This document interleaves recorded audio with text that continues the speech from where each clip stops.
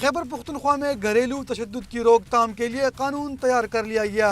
تشدد کرنے والے شوہر کو 30,000 روپے جرمانہ اور 3 ماہ کی قید ہوگی۔ بیوی کی جانب سے لگا الزام جھوٹا ثابت ہونے پر 50,000 روپے جرمانہ ہوگا۔ گھریلو تشدد کی روک تھام کے لیے اضلاع کی سطح پر کمیٹیاں قائم کی جائے گی جو متاثرہ خاتون کو تحفظ، قانونی معاونت اور طبی امداد فراہم کرے گی۔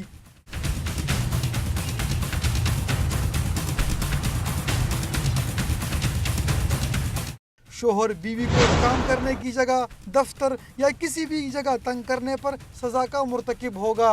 بیوی کو social media, internet, mobile phone یا بیوی کے رشتہ داروں کو ڈرانے دھمکانے پر بھی شوہر کو سزا ملے گی۔ ناچاقی کی صورت میں شوہر کو بیوی کی سلامتی کی ضمانت دینی ہوگی اور تمام آئلی قوانین لاگو ہوں گے۔ شوہر بیوی اور بچوں کے نان نفقہ اور دیگر اخراجات دینے کا بھی پابند ہوگا۔ کیمرامین حضرت بلال کے ساتھ عارف حیات، ڈان نیوز، پشاور۔